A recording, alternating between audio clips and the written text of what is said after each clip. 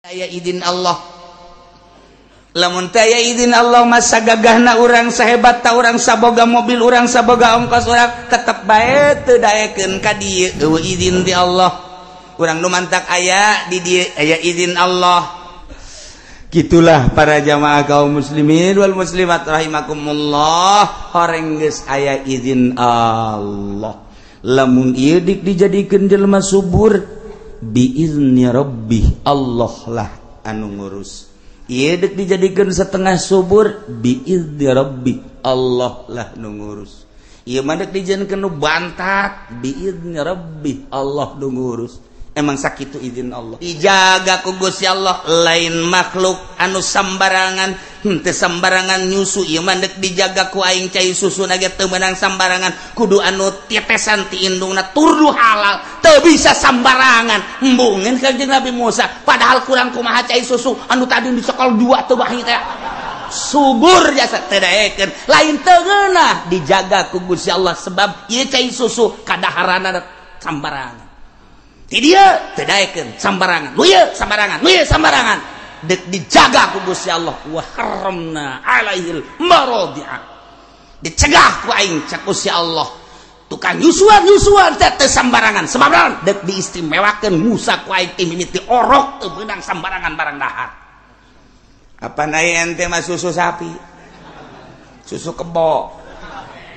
Susu embe. Waktu ambalaya nu mantak datang ka kuaring ge tetejeh bae. Jabongan baheulana. Woho, barang neuleuh indungna nyonoh langsung kieu bae. Nyurudug. Tatadina susu sapi. Batak disurudug ku nya dedeuleuhanna itu teh sapi. Maha kawasa Allah. Dek dijaga ku Gusti Allah teu sambarangan. Terus Kanjeng Nabi Musa sanajan di istana, apa Kanjeng Nabi Musa ngadahar eta kadahar istana? Tidak ada. Dibere teu hayang Kanjeng Nabi Musa nginum dahar di istana sebab ieu adalah milik rakyat, darah rakyat. Teu hayang. Masya Allah, urang lamun ngitung ka dinya muringkak bulu di jero istana nu serba mewah sebaleuk lain lalagaan. Firaun ngaku raja, nyalain sakadar ngaku raja tapi ngaku pangeran, segala rupa aya di dinya. Kanjeng Nabi Musa teu tertarik, sugan tertarik ku kadaharan-kadaharan nu aya di istana teu aya sebab kadeuleuna ku Kanjeng Nabi Musa getih. Teu hayangeun. Sol Allah Maha Kawasa Allah biizni rabbi, aya jelema nu bertahan. Hampangeun ku kawasa Allah, hampangeun ku irodat Allah, hampangeun ku kekuatan Allah, hampangeun ku daya Allah. Seakan masalah nyanggakeun sadaya-daya mah di maneh kula-kula ih ya teu hayang ieu cacak-cacak nu dijagaan ku Gusti Allah dek kumahaeun ku. Lamun di Pandeglang nu dijagaan ku Gusti Allah ajur sa Pandeglang. Serang nu dijagaan ku Gusti Allah ajur Serang. Tangerang mun eueuh nu dijagaan ku Gusti Allah ajur Tangerang. Jakarta mun eueuh nu dijagaan ku Gusti Allah ajur Jakarta. Ngan aya kene nu ku Gusti Allah dijagaan nu hampangeun. Mamawa kaapikan kawaroan teu kudu nyaritakeun di kitab teh geus kitu bae ku Gusti Allah. Jauharna zatna diciptakeun sakumaha Allah nyiptakeun Abu Yazid al-Bistami. Embungeun ti jero beuteung keneh. Sakumaha Allah nyiptakeun Kangjeng Nabi Musa embungeun barang dahar. Sakumaha Allah nyiptakeun junjunan alam Kangjeng Nabi urang Kangjeng Nabi Muhammad sallallahu alaihi wasallam babarieun Gusti Allah. Masya Allah karim. Jadi ulah khawatir, emang nang Allah kabeh ngan urang ulah cicing terus berjuang mah ngomong haram terus bae nu haram mah didegekeun jeung teu didegekeun lain urusan urang.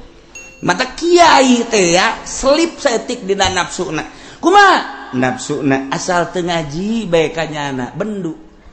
Urusan ngaji teu ngaji mah teh ulah dipake ke bendu nafsu di dinya mah. Urang mau nyaritakeun kiai anu oh alhamdulillah, kiai anu oh alhamdulillah. Itu negara si eta salat keneh alhamdulillah teu kudu ngaji ka urang asal salat keneh wauheun berarti ka Allah. Henteu kudu bae salat ge cilok ngaji ka aing mah teu ngamurid ka aing, teu nyahoeun aing mama meureunanan. Puguh aing geus diangkat buya. Teh nafsu takos kitu teh nafsu. Geus tembutanya teh geus henteu sinergis. Henteu harmonis antara kiai murid si itu ngaji ka anu henteu ngaji ka aing celok nanya. nyana embung kapanggih dina ondangan dina naon embung kapanggih mung aing mah kiai eta bongana leh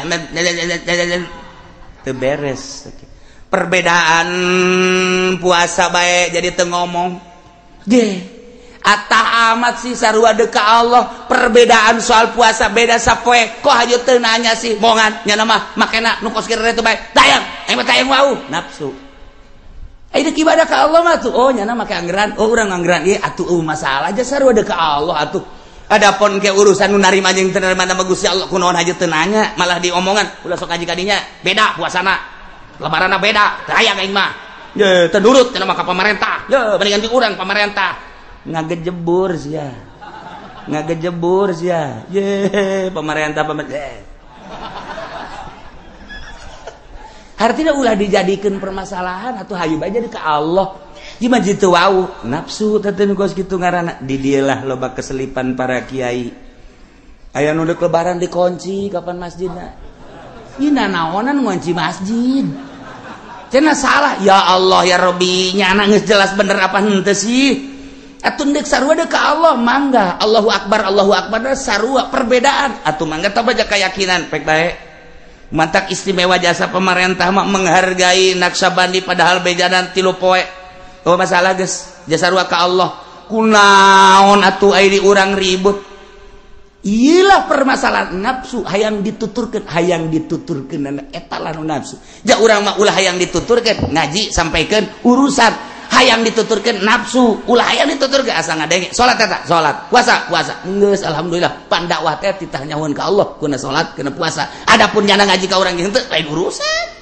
di papan teu bongan teu ngaji ka aing emang kurang emang teu rok made berkat pan ka aing urusanna teu pabelit ti berkat mah nah wal baladut thayyibu yakhrujul nabatu biizni rabbih hate jelema mukmin mah ketika disorot ku wahyu anu lir teu beda jeung hujan percis okos taneuh anu subur tis jararadi kemudian dijaga KBG biizni rabbih nu deuk dijadikeun kangjeng nu deuk dijadikeun tuan syekh nu deuk dijadikeun Syekh Abi Yazid Al-Bustami bladeuna nu deuk dijadikeun Syekh Asnawi Caringin nu dijadikeun Syekh Ahmad Khatib los ka bladitun nu dijadikeun wali sanga dibere kuat bae ku Gusti Allah cacak-cacak nu kuat di saat kuari wallahu a'lam walladzi khabusa ari kafir mah taneuh anu liat taneuh anu teas disorot ku wahyu ku kumaha ge percis kos taneuh anu pinuh ku batu dihujanan ku kumaha ge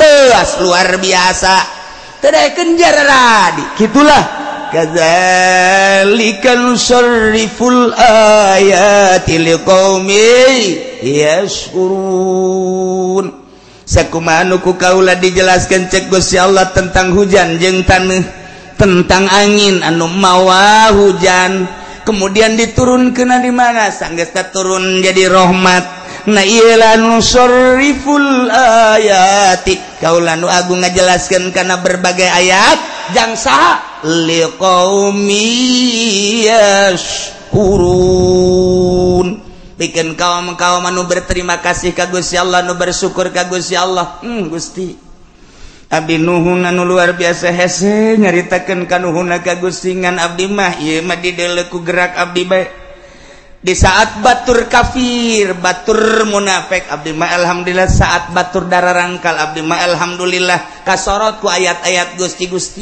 ieu sorotan ayat Gusti asup ka jero hate abdi sehingga jadi tarariis engkena jadi kembangan engkena jadi buahan natijahna hasil daripada sorotan wahyu anu asup ka jero hate urang teh memperbaiki wudu memperbaiki salat memperbaiki hirup ngomong ku ari rada diatur ceuli tepati didengekeun anu teu mangpaat bakitu keneh mata ieulah buah daripada wahyu Allah urang bersyukur ka Gusti abdi hirup teh moal kebal deui meureun jang geus kolot pasti bakal menghadap ka Gusti maha uningan nu mantak abdi ngaji ge meureunana abdi deuk dipersiapkeun jang bidadari husnuzon burung pas itulah kaayaan jadi lembur abdi nu gagah jadi lembur abdi nu sugih ku Gusti teh disorot bak wahyu Gusti geuninganan teu daekeun ngaji haju salat teh henteu aju amburadul malah genggengan jeung jajawaraan. Naudzubillah min dzalik Gusti. Janggakeun eta ge makhluk Gusti ngan hadena abdi mah henteu disapertikeun kitu ulah kukumaha ngan hadena abdi mah henteu dijadikeun saperti kitu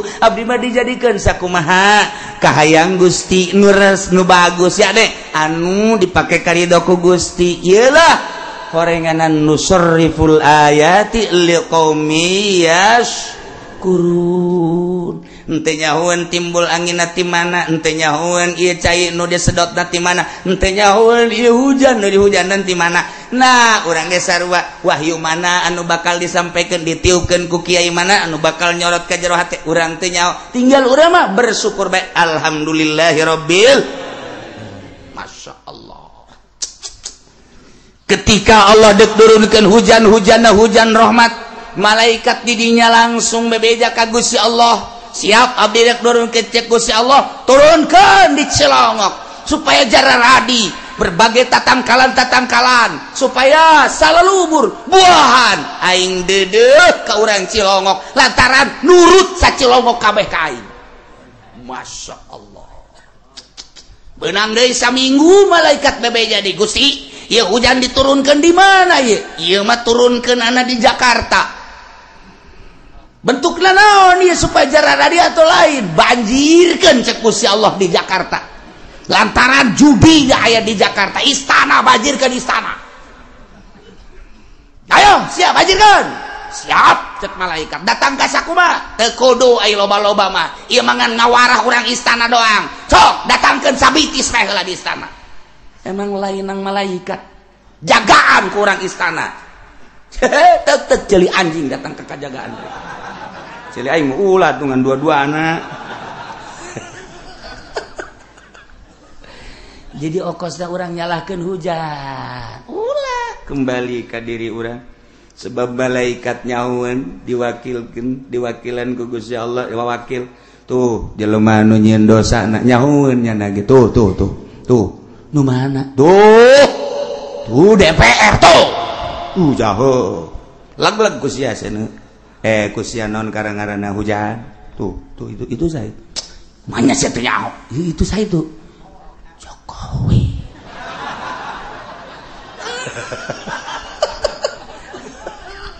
Aduh, iya tuh. Ye, malaikat ya Allah ya Rabbi lain lalagan. Yusuna kulla qatatin wa aina taqau. Ngajagaan tetesan-tetesan nundek diragakeun kata emang lain malaikat ya Allah ya Rabbi. Wa aina taqau di mana kudu diturunkeunana jeung ditibakeunana bebeja malaikat ka Gusti Allah. Wa mayyur zaku dzalikan nawat jeung saha nu bakal dibere rezeki ieu melalui cai hujan ieu nyahoeun malaikat jadi titah ku Gusti Allah. Ya Allah ya Rabbi, teu daya teu upaya urang. Ketika hujan ieu hujan rahmat, ketika hujan ieu hujan siksa. Geus aya catatanana di Gusti Allah melalui malaikat. Urang tapakuran geura gitu. Aya hujan gede luar biasa turun ti jam 1 gede. Engke eueuh deui jam 2 rat gede deui. Ke eueuh di sakedeuk rat jam 3 subuh gede. Eueuh masalah jasa sugan aya banjir beurang teh aya. Kunaon tuh hujan jam 10 rat setengah jam banjir santero. Tapakuran ku urang. Lamun saluluguna hujan doang teu bisa bandingkeun jeung nu kamari hujan. Di jam 1 peuting rat, jam 2, jam 3, jam 4 datang ka subuh gede jasa hujan. Masalah biasa bae, sepak bae. Tapi di jam 10 hujan datang ka jam 11 ge henteu kunaon buah banjiran. Haju keanehanana daerah nu luhur kok banjir, daerah nu handap kok henteu. Tapakuran, coba kurang. Tah hujan, Masya Allah, horenganan malaikat. Lamun urang nyaritakeun anu kamari di Syekh Abdul Rauf Aceh, eta tsunami sakitu gedena tuh kunaon geura? Ieu laut, ieu makom, di dieu tsunami. Kok teu daekeun cai ka dinya? Je atuh malaikat. Itu kan itu ulah ka dieu ka ditu ka pondok ka ditu ayo ka rendem pondok terendem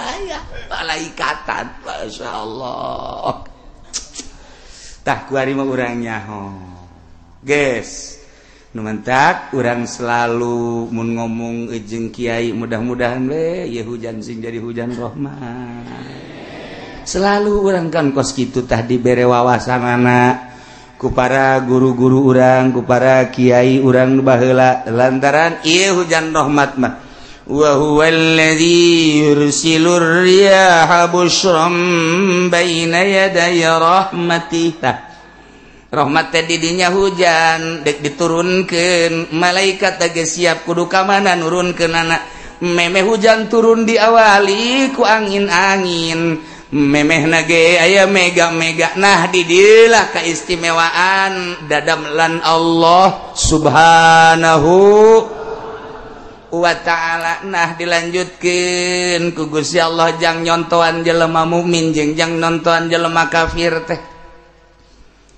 dawan Gusti Allah wal baladu thayyib yakhruju nabatuhu bi idzni rabbih ari taneuh anu bagus mah anu gembur mah anu subur taneuna ketika diturunan hujan teh yakhruju nabatuhu kalaluar jajadian-jajadianana eta kalaluar jajadian teh lain sakaluar-sakaluarna horeng biidzni rabbih kalawan izin pangeran masyaallah brug hujan tiis karasana ka urang urang isuk-isuk anyep luar biasa cai sing karelek dina paranti lempang cai kokorolokan dan lain sebagainya di sawah kadeuleu ku urang cai tapi galenganana kadeuleu herang caina urang kadinya di dalam tiis-tiris bang urang sakorodong baheula mapan ka sawah teh kieu bari dikadiakeun mawa teger di dinya teh kanyahuan kunyanya samping dikatak-takeun baju dipake ka dieu teger di bawah horeng teu make calana eta baheula kos karar itu tinggal urang sahabat hai awewe anu deui sararawah teh hei-heian sugantenan enak belut mana eta tewak belut nggak nama kadi itu mana belut eta ngagantung kan jaheuh lakon baheula kos kitu eta potret baheula masyaallah karim eta ku bunga-bungahan cai hujan teh rahmat datang ka teu make calan dongengna loba jasa ibuna jeung bapana anak kabeh dibawa ka sawah yeuh terus di sawah lulumpatan budakna ju hayang ngising ban budak ge di sawah teh bek bebejapan indungna di tengah sawah bapana jauh ngising di calana loba budak baheula mah nu ngising di calana di sawah emang lain kumaha lalakonna masyaallah eta indahna cai rahmat terus jararadi urang ka huma kadinya ya Allah ya Rabbi di huma ge jararadi segala rupa nu dipelak teh urang ka kebon ja baheula mah aya kebon eta di kebon teh jararadi geus mah sueg jadi badur jadi di sisi tangkal cente jadi kagadung-gadung jadi sagala rupa anu ngeuna jeung tulngeuna ge kabeh jararadi barang di deuleu belah ditup kacipet loba jasa budak kuali mah teu nyaon ka kacipet di deuleu ku urang tun ka ranca pondok aya di ranca pondok di dinya teh ya Allah ya Rabbi di dinya teh loba jasa wow nu para ranjang teh ya katipuk urang teh nyaon ka katipuk daon cenah katipuk eta makanan khas pasar Kemis wow ngeunah jasa isuk-isuk urang ngadeukeun sakola jundeuleu bebanjiran di pondok di dinya teh loba katipuk dicokotan kieu can ngadaharna naon di imahna didahar ku urang eueuh masalah ngeunah jasa baheula mah eueuh sugan nyeri beuteung teh tiis-tiis gadahar ka situ eueuh masalah jasa ieu rahmat luar biasa ya Allah ya Rabbi balik sekolah terus mapayeula urang teh tah di pagar-pagar di dinya teh loba kingkip dialan kikip ku urang teh diasup-asupkeun ku urang ka dieu ka kitu kantong bo ambal aya kingkip belah dituna ya rukem-rukem dialaan sarua bae aduh loba jasa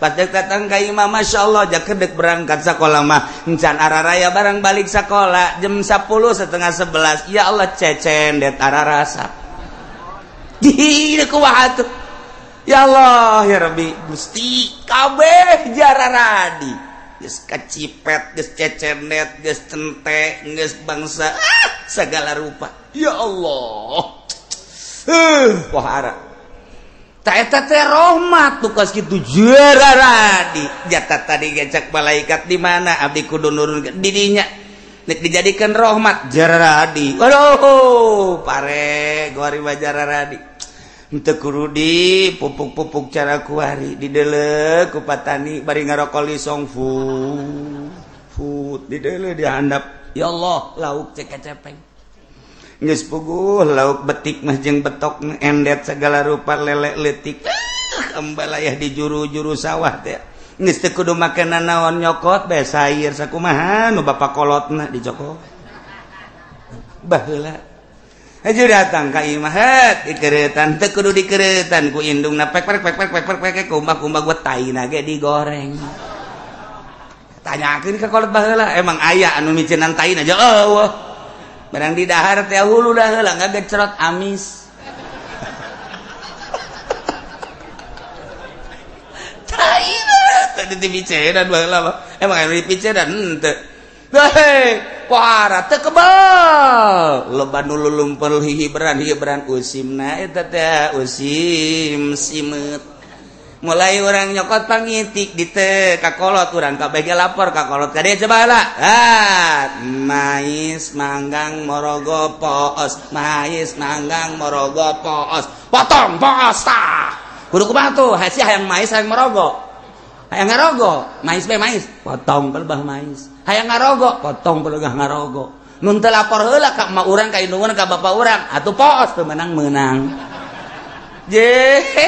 baheula masa dikitukeun trak menangan boh diasikeun kana botol eta potret-potret baheula di zaman-zaman Bung Karno masyaallah masa-masa indah masa jelema jalalujur jeung adil masa-masa wanon kitu ngaranna kitu lalai keluar pas tepat waktuna asal maghrib keluar diojok-ojok ku budak teh keluar memeh maghrib asup deui lalai baheula mah nurut asup deh cak lalai ngeganggu gua belum maghrib lo asup deh lalai jujur baheula lu mantak cek abah almarhum coba deulean ci coba lalai geus aya keluar tancan di deuleu geus bah maghrib geus yakin jasa asal lalai keluar maghrib hiji mangsa mah di deuleu kukula teh geus kaluar teh lalai geus bah di deuleu ih gak kurang 10 menit manja lalai geus kaluar geus bah orang santri tas ngojok-ngojok santri teu beres mah di baheula tah miheulaan bae cak abah teh ulah sok diojok-ojok eta karunya sia ulah eta asal diojok asup deui tapi lalai eta lalai baheula bae nurut coba anak urang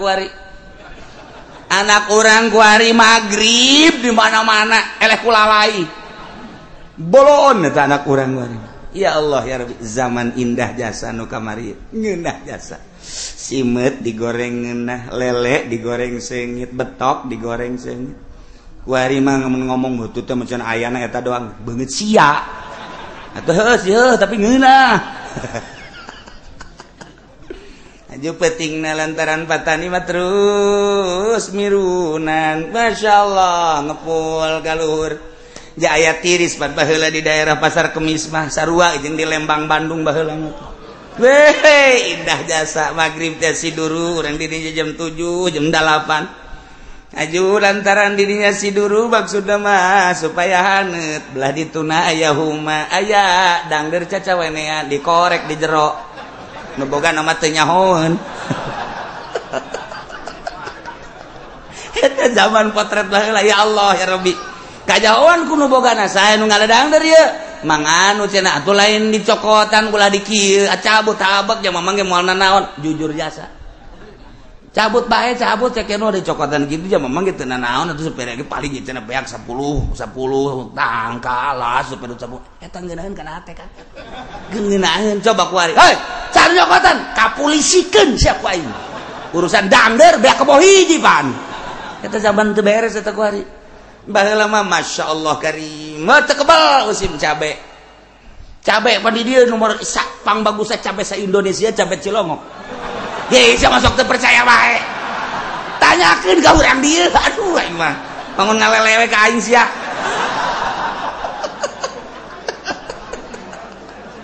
Ya Allah, patani di Cilongok teh kapan musim cabe manu bagusna dijual eta anu kameron-kamerona ditumpukeun kapan di dinya.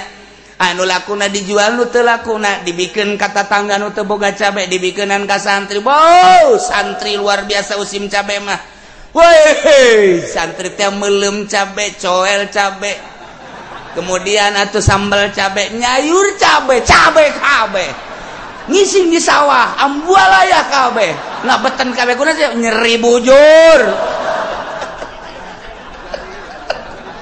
Ieu carita potret baheula ya Allah ya Rabbi indah jasa teu kebal usim jagong ya Allah ya Rabbi ngala jagong ditumbuk dijual nu bagusna anu bangsa ompong-ompong jagong saeutik teh kapan teman teu laku ditumpukeun di dinya dibikeun ka tatangga zaman balalager baheula mah tatangga lamun musim jagong kabeh ngarasaan bagian anu teu benerna dibikeun ka santri tetep santri kabagian bae anu bangsa sajagong dengan A5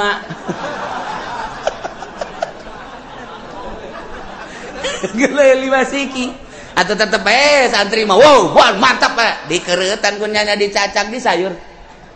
Atau santri emang kumaha gitu boro-boro jagong nya mah. Yeuh, tangkal kalapa dicacak di sayur. Santai. Ieu carita potret baheula rahmat Allah karasa jasa ku kabehan. Ya Allah ya Rabbi. Urang lamun melak tangkal cau hiji breng menang saminggu kunaon jara radi eta anak-anakna ku ari mah hese hayang anakan. Aduh, dapuran itu. Ya Allah ya Rabbi.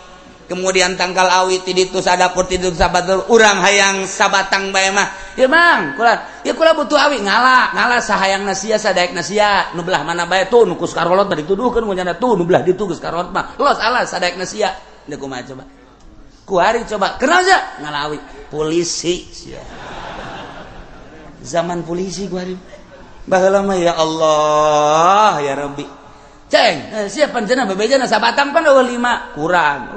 5-nya. Ayo geus tuh besi kurang ngalah deui sia tuh. Tiis kana hate tiis. Nginaheun, masyaallah. Ceng sia ngalawi. Cenah sia bebejana 5 10 mah.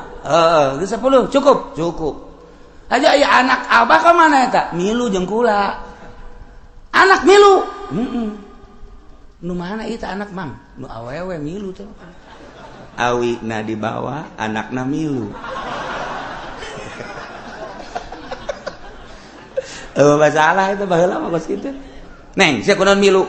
Nyana mawaan awi karunya jasa teu kabawaeun ku kula dibantuan. Eta nu awewe ge milu bantuan. Sia mah bogoh meureun, kitulah.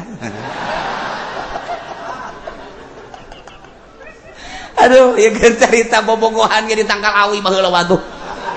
Potret baheula tah ieu rahmat masyaallah karim dinaheun tarariis neuk barang dahar hui loba kemudian atuh ibutun aya kemudian atuh naon kareng dangder aya ih kasuag-suag ngeunah baheula balang mah baru imal nyaeun suag bisa-bisa ngadahar badur mabok sia nah ieu naon ieu maksudna iyalah wal baladu thayyibu yakhruju nabatuhu biizni rabbi taneuh anu subur mah nu diturunan hujan ku Gusti Allah merupakan hujan rahmat nu dibawa ku malaikat yakhruju nabatuhu kala luar jajadian biizni rabbih kalawan izin pangeran Gusti Allah subhanahu wa ta'ala ya Allah ya Rabbi kan nginahan suburlah eta keur carita palawijo nah ku ari tangkal buah baik nu dipelak baik anu henteu atawa jajadian bola deh ku ari mulai kembangan ku ayana hujan tadi sagesa kembangan teu kebal langsung pentilan terus karolot kadeuleu aya nu koneng di luhur sakampung ngadagoan ragagna eta buah potret baheula sakampung kararieu bae ngadagoan angin wer patek trok buah jeung buah lantaran patek ragagna hiji nu perebutna aya 100-an mebreg buah anu diperebutkeun mah buah daging tapi hulu bara rentus indah jasa geus teh jahoeun budak kuari mah kos kitu teh teu jahoeun di ditu perebut buah daging di ditu perebut buah kaweni di dieu perebut buah golek di dieu perebut asal aya angin bae ge sakitu dihareupeun imah pelakjana diperebutkeun masalah indah jasa baheula mah nu bogana mah teu kabagian melak buah golek dihareupeun imah angin gede pan golede buah golek mah war perebut didinya tinggal nu bogana bae kieu bae sugan marah henteu geus beres angin menang teu sia coba eta tuh menang cenah kula mah elehan ke tungguan ku mamang dipangajulkeun endeu kumaha ku ineng ngeundah-ngeundah teuing kuari dengan sia telok-telok ka dieu mulung buah sia mulung buah malak aing edet sia kapolisikeun sia ku jauh jasa nu matak hirup anu rada belah ditu indah jasa geus pokona hirup nu belah ditu indah jasa nu hirupna kuari geus teh nyaho kaindahan nu kuari mah masyaallah belah ditu kebon tuh tuh di deket imah kula kalau badi eta kebon tangkal buah segala aya buah daging aya buah kaweni aya buah limus aya buah nu ngeunah mah dinya mah bangsa buah nu kara itu dulu anu lamun urang ngadahar teh mun ngadahar di dieu cenang buah limus ajeuna mah urang dicarekan bae ku tah ya ngadahar buah limus nu kitu di dahar cenang pan di dieu tapi tetep bae indah bae kan baheula mah masyaallah karim perebut datang ka imahna masing-masing cak indungna sia bau tai amat sih ye jatuh ngising eta sih ada dabu di mana gorenganan perebut buah di handapna tai santri aduh geus pokona indah jasa zaman eta mah ngeunah jasa neule potret-potret ka tukang indah napar bendu babarengan buah nu saha buah nu bareng bae geus kabeh sumur hiji ku kabehan geus ya Allah ya Rabbi iyalah masa-masa jujur masa adil terasa lamun aya usim cabe kabehan ngadahar usim jagong kabehan ngadahar usim kacang kabehan ngadahar sanajan anu dipikeunan ka tatangga mah anu kences tapi tetap kabagian kan kuari boro-boro nu kences malah mah cangkangna dikahareupeun imah sia ka cangkangna tuh cangkangna ge neuleuh-neuleuh sia kadan kuna ngadahar padahal teh kudu bener ngomong kudu bener tungtungna mapan ka Sukabumi telu indah jasa nah eta keur carita hujan diturunkeun ka taneuh anu subur efekna sagala rupa jararadi geus pugu nu dipelak nu dibelak ge berbagai jukut jararadi tatangkalan jadi kembangan jadi buahan dinikmati ku kabehan ilah gambaran jelema mukmin masyaallah ketika Allah dek ciptakeun manusia di jero hatena iman lain sakadar iman tapi dek dikembangkeun ta eta jelema mukmin anu hatena mulus bagaikan taneuh anu subur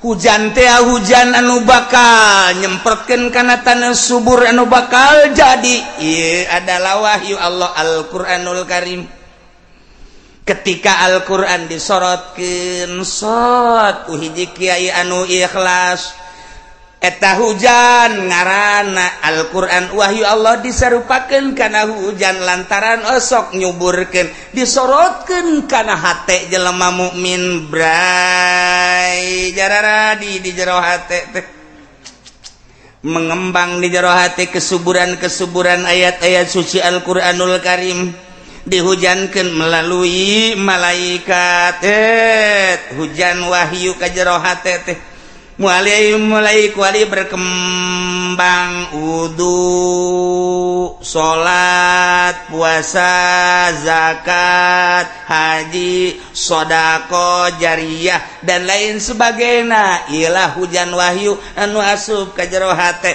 kuari ngembang. Nu tadina teu wudu kuari wudu, nu tadina teu salat kuari salat, nu tadina Ramadan bung puasa jadi puasa, nu tadina teu daek bunga haji jadi haji, nu tadina teu daek sodako nu tadina teu daek jariyah suburlah wahyu nyorot ke jero hate nulir teu beda jeung hujan nu dihujankeun kana taneuh anu subur ieu ge sarua bae jaradi kuari bisa diperbutkeun ku jelema. Masyaallah sakumaha tangkal buah hayang nu ngora aya, hayang nu mengkel aya, hayang nu asak aya, nu buruk ge aya. Sarua diperebutkeun ku jelema sorotan-sorotan anak ieu wahyu teh nu butuh wudu, nu butuh salat, nu butuh puasa, nu butuh berbagai-bagai. Nah, diperebutkeun ku jelema kos kitulah wal baladut thayyibu nabatu yakhruju nabatu bi idzni rabbi. Masyaallah nu mantak beda jeung kafir. Ai kafir mah dibahasakeun lana ku Gusti Allah. Walladzi khabutha la yakhruju illa nakida. Ari taneuh anu teuas, ari taneuh anu sempit, ari taneuh anu teh subur didinya pinuh ku babatuan-babatuan, pinuh ku kitu. Naon gara-garana anu bangsa teu ngajadikeun kana jajadian pinuh ku batu-batu, pinuh ku seplit, pinuh ku segala rupa anu bakal nanduskeun na ieu mah taneuh sanajan dihujanan layak rujuna batuhu teu daekeun kaluarkeun kana jajadian. Hujan mah hujan tapi teu daekeun kaluar jajadian illa nakida kecuali hese anu luar biasa. Nah ieu taneuh teu subur pinuh ku batu hujan turun teu daek jararadi. Kitulah gambaran jelema kafir. Hatena lir teu beda jeung taneuh anu liat, taneuh anu teuas disorot ku wahyu Allah geus puguh wahyu nyorot ka jana ngabalir bae. Kurang kumaha pinterna Abu Jahal lantaran taneuhna taneuh batu langsung tina baham Kangjeng, tina lisan Kangjeng ngabalir. Kurang kumaha Abu Lahab je pinter jasa teh. Tokoh Mekah anu lain lalagaan Abu Lahab datang ke aya dina Al-Qur'an. Tabbat yada Abi Lahabil wa tab ma aghna anhu maluhu wa ma kasab. Eta sayasla naron za lahab wa imratuhu hammalatal hatab fi jidha hablum. Eta teh Wahab, Masya Allah, lain lalagaan. Kurang kumaha, wahyu-wahyu nyorot, mantul teu daekeun bae. Tah Abi Lahab, Abu Jahal, Abi Lahab, Yusufan, Sufyan dan lain sebagainya. Eta taneuhna diciptakeun ku Gusti Allah liat pinuh ku batu. Sorot-sorot teu daekeun. Kuari, urang mah kuari alhamdulillah ibarat taneuh mah meureun urang mah taneuh subur. Bawa ka amin baheubah henteu. Tapi orang mah mudah-mudahan alhamdulillahirabbil alamin keur dihujanan. Tapi tatangga urang di lembur, tatangga urang di boluluhur urang ditu geus nyahoan tapi tetep bae teu daekeun geus puguh nu kalalapir mah di saantero urang lain teu nyahoannya lantaran taneuhna batu. Teu bisa jararadina naon. Urang mah alhamdulillah barang dihujanan ku Al-Qur'an cep ka jero jararadi. Ternyata orang nu jararina bensin malulu. Tangkal cucuk jadi di dieu. Aya bangsa bubuahan mah teu daek jararadi heran. Nu jadi mah imah yang bangsa kitu bae cucuk-cucuk erbis bae. Geus datang ka imahna bendu nu aya. Eta ge sarua. Aya bae nu beukieun mah embe mah deutep beukieun. Geus jana atuh menyatu jeung embe. Cak embe teh pantas ngaji sih aju ngomong aing di jerona ya jukutan. Loba omong, geus milik kula tuh cak embe teh. Jadi nyana tas ngaji ge tetep lain jeung musola menyatu jeung embe. Tuh, kumaha nu jadi di jero hati urang bae hujan jadi hujan ngahujanan tanah subur tanahna geus bapare jadi atuh dangder jadi hui jadi geus puguh bubuhan jadi horenganan tangkal bujang kaget ge anu katoel aja cucuk kan cucuk kali age jadi dan lain-lain sebagainya jararadi geus puguh jukut-jukut bajaradi nu sok dijieun samak teh jukut taun karang-karangna walingi ge jararadi nah ieu nu di jero hate urang nu jadina sorotan-sorotan teh apakah anu bermanfaat apa henteu kurang tinggal introspeksi baik kurang namun cucuk pacul cabutan kurang jukut cabutan kurang sing hade bae pare nu kacabut jukut diantep sing hade ya Allah ya Rabb lamun urang ngembalikan ka maha kakawasaan Gusti Allah nyaritakeun hujan jeung taneuh anu subur ketika di hujanan teh jarara di kamangpaatanana karasa baik ku nu bogana atawa ku batur kitu keneh hate-hate jelema mukmin ketika di hujanan wahyu Al-Qur'anul Karim jarara di engke bisa dinikmati baik ku nyana atawa ku batur nikmat jasa horeng kabeh ge biizni rabbi urang nu mantak aya di dieu ge keur di hujanan ku ayat wal baladut thayyib ieu teh aya izin Allah lamun teh aya izin Allah masa gagahna urang sahebat ta urang saboga mobil urang saboga ongkos urang tetep bae teu daekeun ka dieu eueuh izin ti Allah urang nu mantak aya di dieu aya izin Allah deuk naraon cenah ieu ka dieu deuk ngaji lain deuk naon deuk neuleuh pondok nu kamari kahuruan teh sia juga sia aing kan ngaji lain aing deuk neuleuh itu we cenah bangunan aya nu nanya ka kula kieu deuk bangun deui itu kumaha aing bae henteu maksudna dek dibangun teh henteu atuh saya emang dek nyumbang teh henteu atuh nu nanya-nanya teh nyumbang henteu naon henteu nanya bae karibed-ribed siapa daleukeun bae atuh henteu cara tuh kula hayang nyaho bae engke maksudna lamun kiai nek ngabangun deui kulakan di lembur dek maksudna donatur jang pondok Cilongok aju engke kieu maksudna kiai lamun menang 100.000 50 jang kula tangkorak ieu ieu bangsatna ieu mentak aing mung loba omong ge eta kos kitu cenah kiai ngabantuan kula bae tangkorak sia meureunana ieu jahanam ieu ya alhamdulillah kejadian masalah bea kabeh lurah hadir camat malam eta ge hadir isukna bupati ge hadir alhamdulillah kepedulian hadirna doang alhamdulillahirabbil ulah kaseri mah keur hadirna ge geus alhamdulillahirabbil alamin berarti kan nyana nyaho tuh geus jadi ku hadirna ge nyana nyaho berarti tuh geus hadir adapun ka dituna ulah loba tanya sebab siapa ngananya doang kan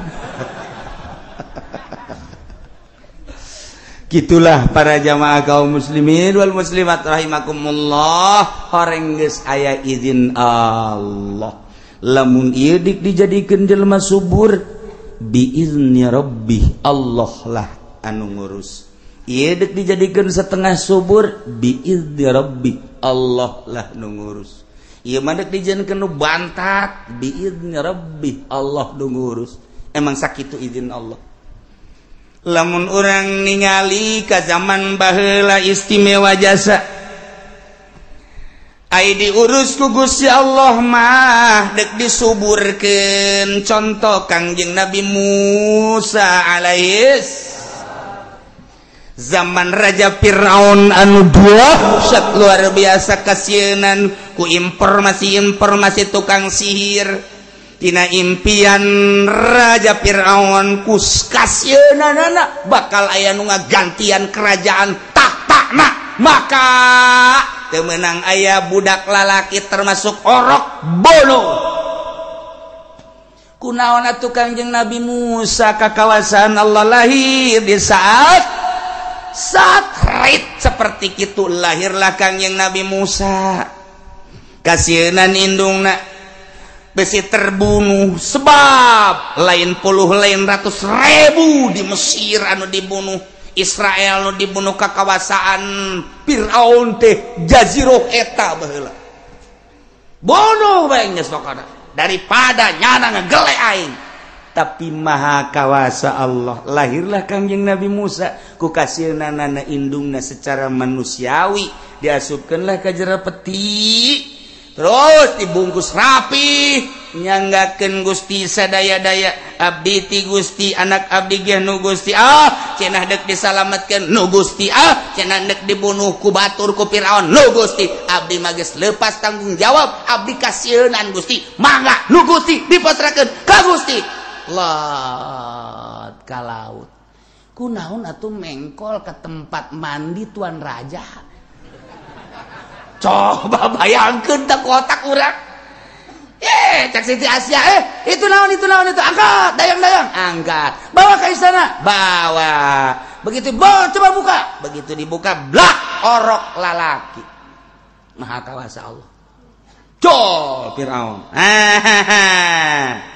Iya moal salah nu bakal ngagantian aing iya bolo keheula ka cek pamajikanana kan orok-orok nu di negara urang nu kudu dibunuh pan ieu macan kanyawan orok ni mana jehe urang kan teu boga anak saha nu nyaho ieu teh ngajadikeun berkah kana kahirupan urang ulah dibunuh lamun nu di negara urang kekawasaan kakak bunuh sama kabeh tapi ieu mah panteu nyaho ti mamanana meureun ieu nu bakal ngalawan orok anu bakal ngagantian kakak ieu oge nya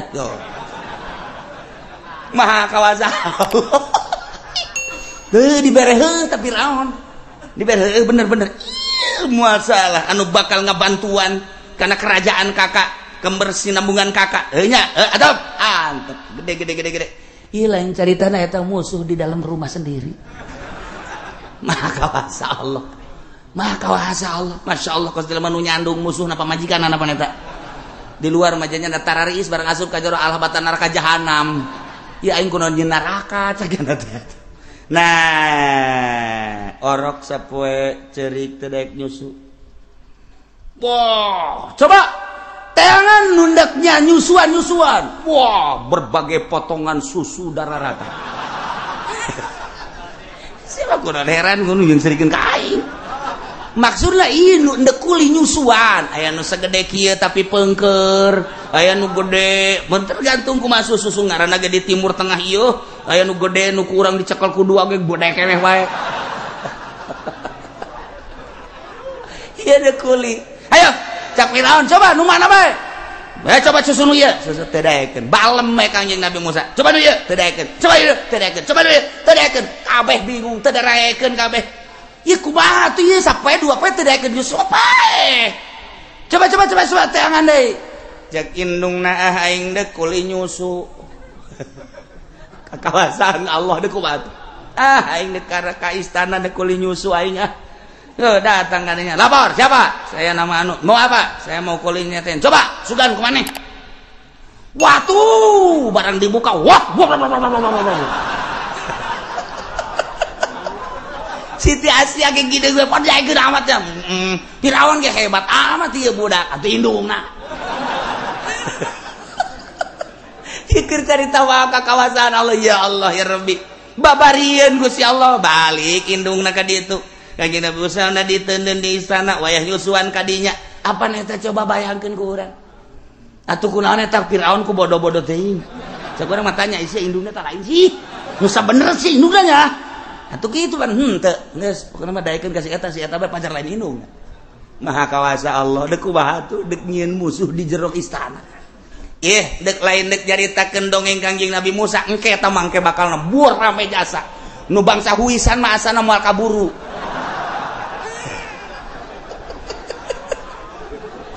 Mangganing rame jasa ya Allah ya Rabbi ieu mah endek dicaritakeun wa haramna alaihil maradi'a Allah nyegah ka Kangjeng Nabi Musa ka tukang-tukang nyusuan coba bayangkeun dibere susu embung susu itumbung susu embung bung kunaon eta nu mantak embung dijaga ku Gusti Allah lain makhluk anu sambarangan sembarangan nyusu ieu mandek dijaga ku aing cai susu nage teu meunang sambarangan kudu anu tetesan ti indungna turdu halal teu bisa sambarangan embungeun Kangjeng Nabi Musa padahal kurang kumaha cai susu anu tadi dicekal 2 teu bahi teh subur jasa teu daekeun lain teu geunah dijaga ku Gusti Allah sebab ieu cai susu kadaharanna sambarangan ti dieu teu daekeun sambarangan nu ieu sambarangan dek dijaga ku Gusti Allah wa haramna alaihil maradi'a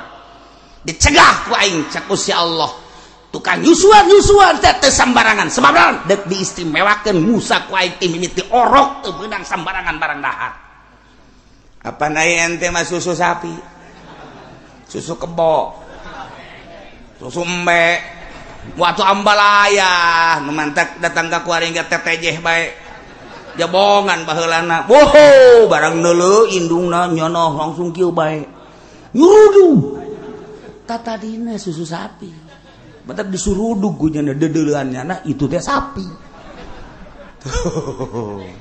maha kawasa Allah dek dijaga ku Gusti Allah teu sambarangan terus Kangjeng Nabi Musa sanajan di istana apa Kangjeng Nabi Musa ngadahar eta kadahar istana tidak ada dibere teu hayang Kangjeng Nabi Musa nginum dahar di istana sebab ieu adalah milik rakyat darah rakyat teu hayang Masya Allah urang lamun ngitung kadinya muringkak bulu di jero istana anu serba mewah sebalik lain lalagaan Firaun ngaku raja lain sakadar ngaku raja tapi ngaku pangeran sagala rupa aya di dinya Kangjeng Nabi Musa teu tertarik sugan tertarik ku kadaharan-kadaharan nu aya di istana teu aya sebab kadeuleuna ku Kangjeng Nabi Musa getih teu hayangeun coba urang undang ka bupati ka ditu deh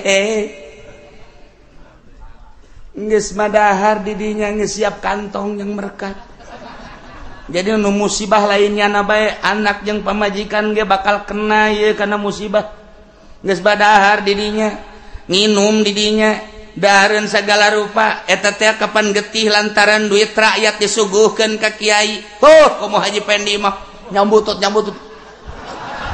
sakumaha jumbo kurang parab sarwana jeung Haji Pudoli iya nu bahaya mah kajinjangnya nama merekat dibawa berkat ka imah ojo tulak cangkek nih dari bapak tuh kan bapak mah hebat kan weh diundang oleh bupati makan eta sasar lain ku sorangan ku nyana doang lain ku nyana doang ku anak pemajikan didahar ku anak didahar ku pemajikan itu cucu ya sini masih ada tuh makan jeung incu mulai kuari dur bae zohor Allahu akbar masyarakat ka masjid nu tadi ngadahar berkat mah akibat berkat di bupati adzan teu kadenge adzan di deuleu ku Haji Pendino pada tidur lu ngapain udah adzan tidur diuk jadi di kosi peureum emang mawaan ka ibadah dahar di kos kitu henteu sebab naon racun urang manu di deuleuna teh kapan eta teh indahna jeung ngeunahna sesuai jeung watak sungut urang cak sungut urang ngeunah amat eta teh da jeruk amis ngeunah amat eta teh apel ngeunah amat eta teh anggur ngeunah amat eta teh pasakan padang dan lain sebagainya watak deuleu ka jerona duit rakyat teu pernah dibagikeun kana semestina getih jeung nanah je naman tak kieu Golkar tilok hararusu ge salatna je tek jeli datang ka husu bae ge wani sumpah aing mah ya cenah ki uci sombong aing sombong emang sekali-sekali ya aing ge teu husu masalahna aing ge nu teu ngadahar teu husu komo nyana ye cek nya ulah sok kitu kiai can pugu kiai mah teu husu kiai kami mah je aing mah sebab naon boga anggeran ti Kangjeng Nabi bensinna di mana Kangjeng nyarita namun si kadinyakeun ngomong naon soek teh ku aing ye tadi sia ngomong ka aing sombong-sombong tah Kangjeng nyarita tah kumaha dahareuna ayo sia nu di luar teh nyahoeun sia rugi kajen kumaha ge ieu mah keur carita nah masalahna ieu Kangjeng Nabi Musa dijaga ya Allah ya Rabbi. Terus datang ka gede dijaga sebab rodek dijadikan pelopor anu luar biasa teu sambarangan. Ke urang dongeng Kangjeng Nabi Musa na kuari di zaman Kangjeng Nabi urang Kangjeng Nabi Muhammad sallallahu alaihi wasallam aya seorang waliullah kutub anu kuabeh ngarujuk kadinya saha Abu Yazid al-Bistami Syekhul Mursyid seluruh thariqah dek thariqah Tijaniyah dek thariqah Utsmaniyah dek thariqah Ghazaliyah dek thariqah Satoriyah dek thariqah Qadiriyah dek Naksabandiyah Qadiriyah Naksabandiyah jeung berbagai thariqah kabeh ngarujuk ka Abu Yazid al-Bistami. Emang kumaha gitu? Abu Yazid al-Bistami waktu dihamilkeun indungna sehat luar biasa. Tapi ketika barang dahar, asal dahar nu teu jelas, bae ngamuk di jero beuteung. Abu Yazid orok kene di jero beuteung indungna dahar nu teu jelas ngamuk di jero. Datang ka kaget indungna kok ngamuk budak. Datang kalau datang ketika utah deui ku amukan Abu Yazid al-Bistami di jero beuteung. Masyaallah karim, urang lamun inget kadinya pohara amat Gusti Allah. Dek kajadikeun seseorang anu istimewa di jero beuteung keneh. Lamun tadi Kangjeng Nabi Musa teu daekeun Yusuf geus kaluar, ja emang tadi na ti indungna ieu. Ieu mah indungna keur carita indungna. Minum asal teu jelas, baru dah satu ketika indungna dikiriman ku pemerintah. Di jalan keneh geus ngamuk. Di jalan kene indungna dikiriman ku pamarentah geus ngamuk bae. Wah, cak indungna pasti teu beres ya dahareun nu bakal datang bae ieu. Ngamuk ajol-ajolan, ngamuk. Begitu datang kalawang, wah langsung utah-utahan pamajikanana. Encan ge di dahar geus utah-utahan. Coba cak pamajikanana, cak indungna, inditkeun eta inditkeun barang dahar ti pamarentah inditkeun. Diinditkeun gak jauh, tentrem. Coba Haji Pendi. 180 derajat bedana. Ya Allah ya Rabbi. Nah kos gitulah Abu Yazid al-Bistami nu mantak diangkat jadi kutubul Syekhul Mursyid dari seluruh thariqah. Terus keluarlah Abu Yazid al-Bistami teu pernah ngadahar, teu pernah barang dahar lamun lain nu halal jasa. Bahkan pernah terjadi ketika di Ais indungna masih nyusuan kene kan kanyana. Ngadaharlah barang menang pamere nu jelas eta teh pedagang nu jelas pedagangna teu jujur begitu didahar ku indungna Abu Yazid al-Bistami di Ais kene can boga tanaga orok beureum kakaratnya 2 poe 3 poe orok beureum bisa nepak kadaharan nu deuk didahar ku indung plak. Namun Haji Pedi what asana ieu mah ya lain deui mah ya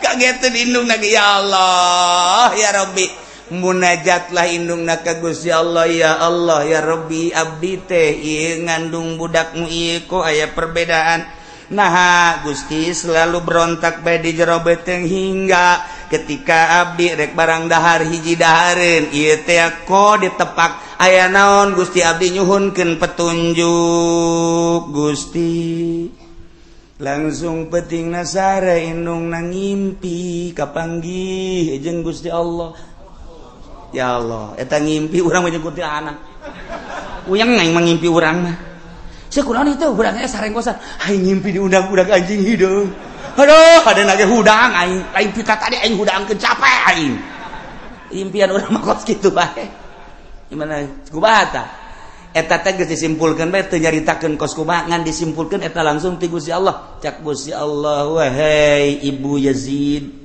kaula deuk ngajadikeun hamba kaula nu ngaran Abu Yazid al-Bistami urang Bistom melalui rahim anjeun ku kula deuk dijadikeun manusia nu pangsucina sadunya setelah nabi kaula mantak dijaga ku kaula di jero beuteung keneh ketika anjeun deuk barang dahar nu teu jelas jana berontak ku dijaga ku kaula masyaallah maha kawasa Allah Iyalah wal baladut thayyibu yakhruju nabatuhu biizni rabbi.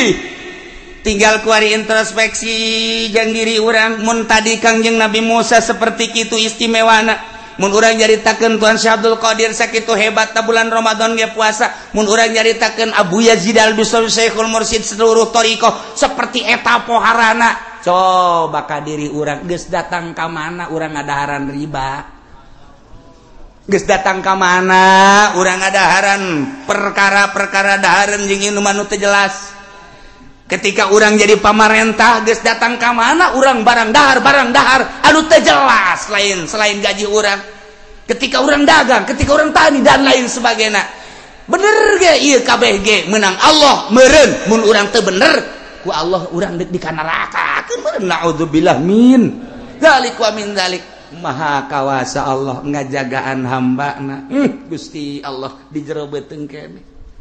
Terus datang ka kuari ge nu dijaga ku Gusti Allah. Ya Allah ya Rabbi, moal kebal deui abdi teh ieu baru menghadap ka Gusti. Ketika abdi menghadap ka Gusti tengah-tengah negara anu keur lain lalagaan ramena, informasi teh lebih cepat daripada kekuatan cahaya. Terjadi di dia Amerika geus aya, terjadi di Inggris geus aya. Berita-berita tersebut teh ya Allah ya Rabbi, saat menjaburna hujan HP nu dijaga ku Allah mah tayang. Saat menjamur televisi nu dijaga ku Allah tayang.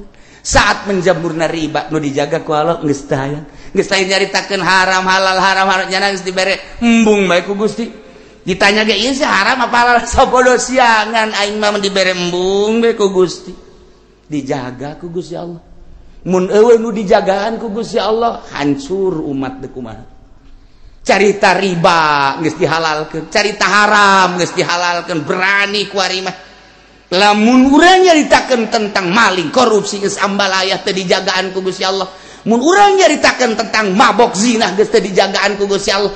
Kaheureyan mata jeung ceuli geus teu dijaragaan. Sol Allah Maha Kawasa Allah biizni Rabbi aya jelema nu bertahan. Hampangeun ku kawasa Allah, hampangeun ku irodat Allah, hampangeun ku kekuatan Allah, hampangeun ku daya Allah. Seakan masalah nyanggakeun sadaya-daya mah di maneh kula-kula ih ya teu hayang ieu cacak-cacak nu dijagaan ku Gusti Allah deuk kumahaeun ku.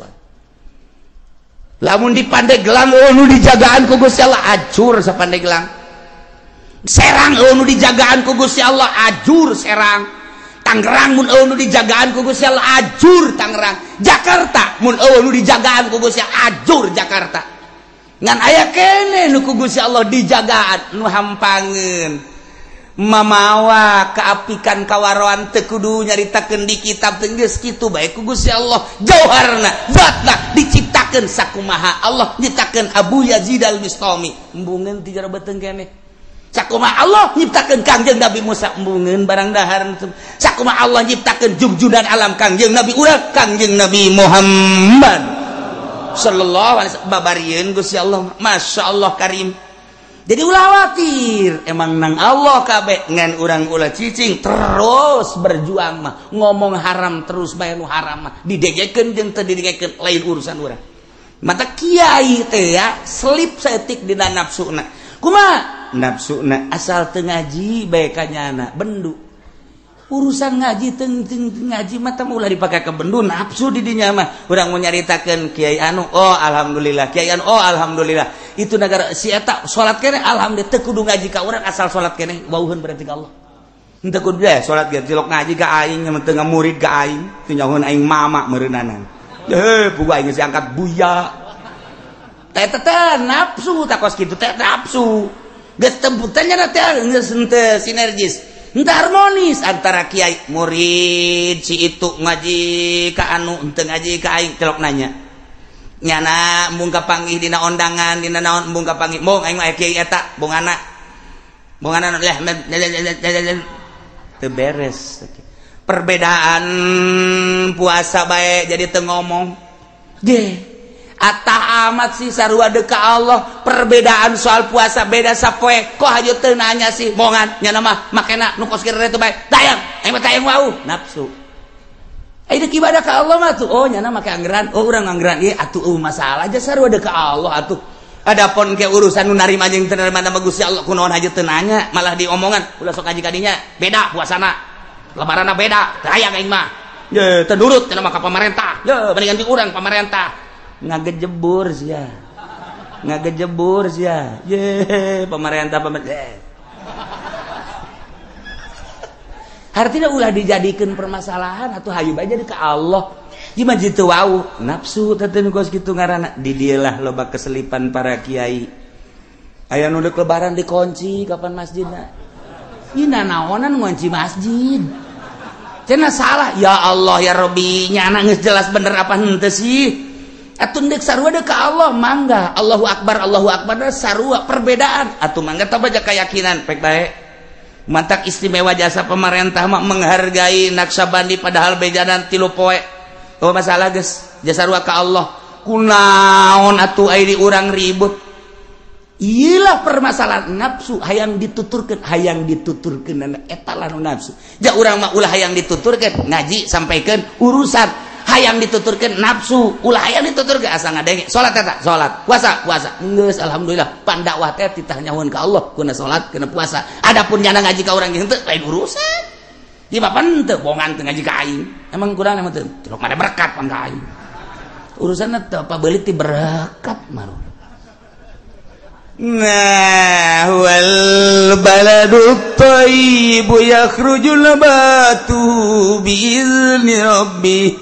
Hate jelema mukmin mah ketika disorot ku wahyu anu lir teu beda jeung hujan percis okos taneuh anu subur tis jararadi kemudian dijaga KBG biizni rabbih nu deuk dijadikeun kangjeng nu deuk dijadikeun tuan syekh nu deuk dijadikeun Syekh Abi Yazid Al-Bustami bladeuna nu deuk dijadikeun Syekh Asnawi Caringin nu dijadikeun Syekh Ahmad Khatib los ka bladitun nu dijadikeun wali sanga dibere kuat bae ku Gusti Allah cacak-cacak nu kuat di saat kuari wallahu a'lam. Walladzi khabusa ari kafir mah taneuh anu liat taneuh anu teas disorot ku wahyu ku kumaha ge percis kos taneuh anu pinuh ku batu dihujanan ku kumaha ge teas luar biasa teu daekeun jararadi kitulah kadzalika nusarriful ayati liqaumin yashkurun. Sakumaha anu ku kaula dijelaskeun cek Gusti Allah tentang hujan jeung taneuh tentang angin anu mawa hujan kemudian diturunkeun di mana sanggeus turun jadi rahmat na ieu nusarriful ayati kaula nu agung ngajelaskeun kana berbagai ayat jang saha liqaumi yashkurun bikin kaum-kaum anu berterima kasih ka Gusti Allah nu bersyukur ka Gusti Allah. Gusti abdi nuhun anu luar biasa hese nyaritakeun ka nuhunna ka Gusti ngan abdi mah ieu mah dideuleu ku gerak abdi bae di saat batur kafir batur munafik abdi mah alhamdulillah saat batur dararangkal abdi mah alhamdulillah kasorot ku ayat-ayat Gusti ieu sorotan ayat Gusti asup ka jero hate abdi sehingga jadi tarariis engkena jadi kembangan engkena jadi buahan natijahna hasil daripada sorotan wahyu anu asup ka jero hate urang teh memperbaiki wudu memperbaiki salat memperbaiki hirup ngomong ku ari rada diatur ceuli tepati didengekeun anu teu mangpaat bakitu keneh mata ieulah buah daripada wahyu Allah urang bersyukur ka Gusti abdi hirup teh moal kebal deui meureun jang geus kolot pasti bakal menghadap ka Gusti maha uningan nu mantak abdi ngaji ge meureunana abdi deuk dipersiapkeun jang bidadari husnuzon burung pas itulah kaayaan jadi lembur abdi nu gagah jadi lembur abdi nu sugih ku Gusti teu disorot bak wahyu Gusti geuningan teu daekeun ngaji haju salat teh henteu haju amburadul malah genggengan jeung jajawaraan naudzubillah min dzalik Gusti janggakeun eta ge makhluk Gusti ngan hadena abdi mah henteu disapertikeun kitu ulah kukumaha ngan hadena abdi mah henteu dijadikeun saperti kitu abdi mah dijadikeun sakumaha kahayang Gusti nu bagus ya deh anu dipake karidho ku Gusti ieulah korenganan nusarriful ayati liqaumi yashkurun henteu nyahoeun timbul angin ti mana, henteu nyahoeun ieu cai nu disedot ti mana, henteu nyahoeun ieu hujan nu dihujanan ti mana. Nah urang ge sarua wahyu mana anu bakal disampaikeun ditiupkeun ku kiai mana anu bakal nyorot ka jero hate urang teu nyaho, tinggal urang mah bersyukur bae alhamdulillahirabbil. Seperti kamari kula buat Jumat nikahkeun ta kapicung, kemudian balik Jumat teh di dinya teh aya tamu, ternyata orang tamu teh orang Washington. Kula ngobrol ti jam 10 datang ke jam 11 nyana teh deukeut teu sabaraha jauh ti istana Obama. Kemudian ngobrol nyaritakeun tentang Washington, cek nyana teh kiai masyaallah luar biasa perkembangan di Amerika. Kukula ditanya kamari ge haul ti dieu aya anu ti Amerika ngaranna Abdul Aziz eta mati kitu California. Kukula ditanya sabaraha jam eta teh ka California, cek nyana sekitar 11 atau 12. Wah jauh cek nyana. Kula mah di ibu kota Amerika Serikat.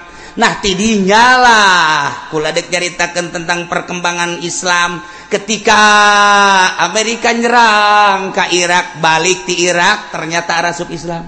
Lain dongeng bohong berarti eta. Kuari geus ribuan di Washington sehingga ieu presiden ge kageteun kok ieu bisa kos kieu sehingga ngototlah umat-umat muslimin di Amerika nu aya di Washington hayang ngabangun masjid karena di ditu mah Yahudi aya kesulitan. Ternyata di Cia aya salah satu Cia nu asup Islam. Masya Allah, iyalah kakawasaan Allah jeung rahasia Allah. Masya Allah karim. Nyanalah nu asup Intel Cia ka parlemen Amerika memohon supaya ngebangun masjid, diizinanlah lantaran nyana sorangan balik ke Amerika asup Islam. Dibangunlah di tengah-tengah kota Washington. Wah, masjid megahna luar biasa, bagaikan istana. Kuari arasup ka masjid eta sanajan di luar mah ieu tentara kararieu we masalah. Jadi ketika Jumatan tentara Amerika ngajaga ge lain naon lantaran besi ngayakeun kitu teror-teroran teroris. Belah ditu dijieun gereja ge anu dijieun masjid. Sehingga kuari teh keur jadi pembahasan di Washington tentang perkembangan Islam di Amerika. Ya Allah ya Rabbi. Mantak cek panehanana ge kiai kula moal kebal deui bakal ka Washington, kiai ge diajak ka ditu. Dua tanu ngajak. Jadi kula mah geus jelas pisan geus aya ti nyana endek ngajak Haji Pendi terserah nyana pisana. Sabodo lamun teh mah kula teh jadi nyana mandek di ka Amerika keun bae dijariahkeun. Geus teh diharapkeun balik ku kula ge. Ilain lalagaan orang bebeneran. Masya Allah karim. Perkembangan Islam luar biasa. Kukula ditanya Islam nu mana ieu? Aya Islam ahli sunnah wal jamaah, aya Islam wahabi, aya Ahmadiyah. Nu dibiayaan ku mereka Islam Ahmadiyah. Masjidna megah-megah Islam Ahmadiyah. Eta mah horeng buatan Amerika. Nah ahli sunnah aya kuat ahli sunnah, wahabi aya lah teu sabaraha beda cek jana ahli sunnah wahabi mah penting mah ulah Ahmadiyah nya ge nyahoeun. Nah iyalah di Amerika luar biasa. Ceknya lamun kiai ke Amerika henteu ka Washington, henteu ka California, henteu ka Texas, eta mah sarua jeung ka Mekah teu ka Madinah. Ceknya kos gitu. Emang aya naon? Indah jasa ceknya di Amerika. Maksudnya indah kumaha sih, Pak? Loba nu teu make calana. Tadi jaritakeun perkembangan Islam, gua hari jaritakeun perkembangan Amerika anu sakahayang hirup. Cek jana urang jadi salaki pamajikan aya ndek keluar bae teu meunang diganggu-ganggu. Bersanding jeung lalaki nu sejen salila manehanana suka atuh suka terus bae. Iyalah Amerika. Mentak kula harita saminggu teu betah ge. Aing teu betah di Amerika kos kadarieu amat ya. Eta kos kitu teh kebebasanana pohara. Tetapi kuari mulai mengenal Islam di Amerika. Lamun tadi nyaritakeun kamari urang di California, kuari di tengah-tengah ibu kota Amerika, Washington.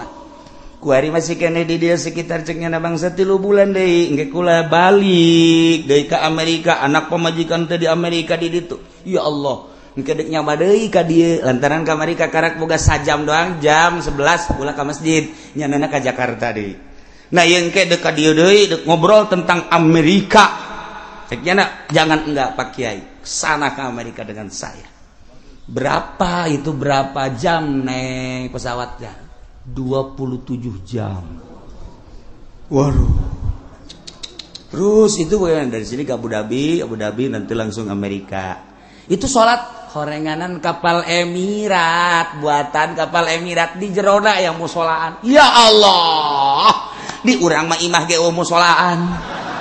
Horenganan lu jurusan Amerika aku kali tanya kok itu kapal bisa ada musola. Saking banyaknya orang Amerika yang masuk Islam, maka warga Amerika memohon kepada Emirat supaya membuat kapal di dalamnya ada musolanya. Ya Allah, ya Robi, wartawan dia tilok nyaritakeun kos kitu. Nyahuan aing jeung wartawan. Kapal Emirat ke saya. Itu cokolata di dalamnya bagaimana? Di dalamnya ada kompas. Ketika lurus Baitullah kita selalu ikut. Ketika belok nanti kita ngikuti kompas. Aya di jerona. Ku dongeng doang mahes yang meninggal dari itu bayu. Satu-satunya kapal waya musolaan adalah kapal Emirat. Itu juga dipakainya cuma satu jurusan Washington. Karena lamana di luhur pesawat. Lilana di luhur pesawat. Masya Allah karim. Tekuat Amerika ge. Bahkan ayat satu syekh. Waduh jam naik. Wallahu a'lam.